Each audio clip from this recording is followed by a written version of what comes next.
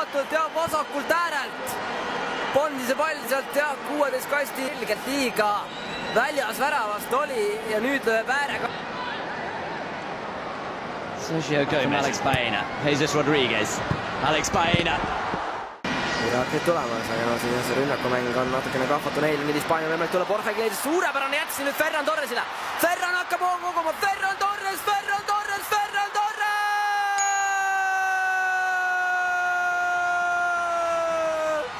Ferran Torres viib Hispaania juhtima 16. minutil.